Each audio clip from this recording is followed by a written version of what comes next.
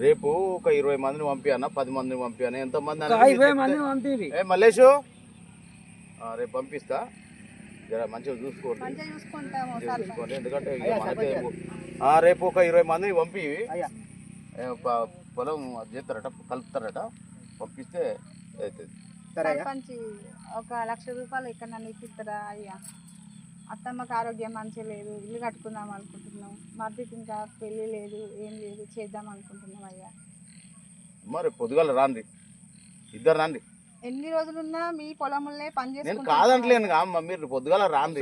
కాయిదా రాసి ఇస్తాం. రాసి ఇచ్చుడే, రాసి చెప్పితే రాసి ఇయ్యండి. మా తమ్ముడు కూడా మీ దగ్గర చేస్తాను కదా. అవును, అమ్మ కూడా అమ్మ నా దగ్గర చెప్తాను, తమ్ముడు నా దగ్గర చెప్తాను. నేనే చెప్పొద్దు, ఇంకెవరు ఇస్తారు? ఇత్తతి అమ్మ. సరే మంచిది, మరి మాకు ఎట్లా 1,00,000 రూపాయలు తిప్పిరి ఇస్తా. రేపు పొద్దుగాల ఇంత మనం పొలంకి పోయి వచ్చినాక ఇప్పుడు పొద్దున అదే ఎన్నింటికి వస్తారు పొలానికి? పొద్దున 8 వరకు వస్తాం.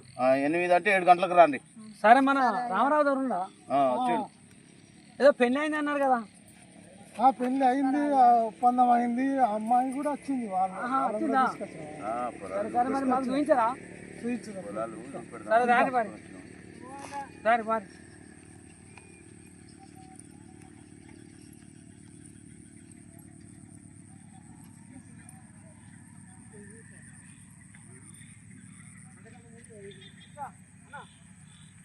ఇంకా